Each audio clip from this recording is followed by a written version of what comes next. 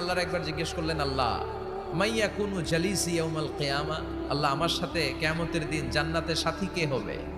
আল্লাহ বললেন, জালিসুকা ফিল জান্নাতি জাজ্জার, তোমার সাথী হবে কিয়ামতের দিন বিচার শেষে জান্নাতে যখন ঢুকবা, তোমার সাথী হবে একজন কসাই। কসাই চিনেন? কি করে? গোশত কাটে। সাইয়েদনা মুসা আলাইহিস সালাম অবাক হলেন, ঘটনা কি?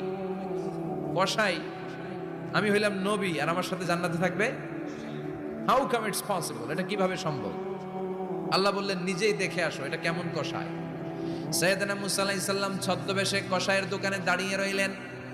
দেখলেন স্পেশাল বিশেষ কোনো আমল নাই, কসাই শুধু গোশত কাটে, গোশত বিক্রি করে।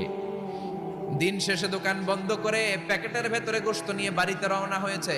বাড়ির ভেতরে ঢুকে যাওয়ার পর সাইয়েদনা মুসা আলাইহিস সালাম ঘরের দরজার কড়া নাড়লেন। কসাই বলে, মান আনতা, তুমি কে? মুসা আলাইহিস সালাম বললেন, আনা মুসাফির, আমি মুসাফির, থাকার জায়গা নেই, আপনি যদি থাকার জায়গা দেন আপনার বাড়িতে থাকবো। কসাই বলে, আসেন। সাইয়েদনা মুসা আলাইহিস সালাম ঢুকলেন। কসাই বলে, এই ঘরে একটু থাকেন, ওই ঘরে আমার একটু কাজ আছে। মুসা আলাইহিস সালাম বললেন, যান, কাজ সেরে আসেন। মুসা আলাইহিস সালাম খেয়াল করলেন ওই ঘরে মাচার উপর থেকে বয়োবৃদ্ধ এক নারীকে তিনি নামিয়ে গোসল করালেন, টাওয়াল দিয়ে গা মুছিয়ে দিলেন, নতুন জামা পরিয়ে দিলেন। এরপর দোকান থেকে আনা সুন্দর গোশতের টুকরাটারে নিজ হাতে কেটে রান্না করলেন। তারপর রুটি বানালেন, আর গোশত আর রুটি হাতে নিয়ে ওই মহিলার মুখে তুলে দিচ্ছেন। মহিলা খাচ্ছে, খায় আর বিড়বিড় করে কি যেন দোয়া পড়ে। সুবহানাল্লাহ পড়বেন না? ওই মহিলাকে খাওয়ানোর পরে কসাই সাইয়েদনা মুসা আলাইহিস সালামকে মেহমান হিসেবে খাবার নিয়ে আসলেন। বললেন, ও পথিক, খাবার খান, সকালবেলা আপনিও চলে যাবেন, আমিও যাব আমার দোকানে, খেয়ে আপনি ঘুমিয়ে পড়েন। মুসা আলাইহিস সালাম বললেন, ততক্ষণ পর্যন্ত তোমার আনা খাবারে আমি হাত দিব না, যতক্ষণ না তুমি বলবা ওই মহিলাটাকে। কসাই বলে, হাদিহি উম্মি, এটা আমার মা। হাদিহি উম্মি, এটা আমার মা। এই দুনিয়া এই মা ছাড়া আমার কেউ নাই, আমিও ছাড়া আমার মায়ের কেউ নাই।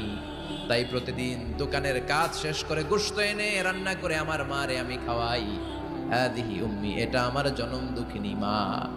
সাইয়েদনা মুসা আলাইহিস সালাম, বুঝলাম তোমার মা, কিন্তু তুমি যখন রুটি তোমার মায়ের মুখের ভেতরে তুলে দিচ্ছিলে, তোমার মা বিড়বিড় করে কি যেন পড়লো, কি পড়ে তোমার মা?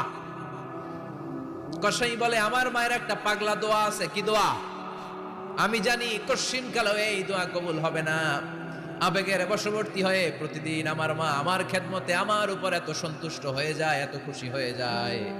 আমার মা প্রতিদিন বলতে থাকে, আল্লাহুম্মা জাআল ইবনি জালিসা মুসা ইয়াউমাল কিয়ামা। ও আল্লাহ, আমার ছেলের খেদমতে আমি এত সন্তুষ্ট, আমার ছেলের উপর আমি এতটাই রাজি খুশি। শুনেছি এই জামানার সবচাইতে বড় পয়গম্বর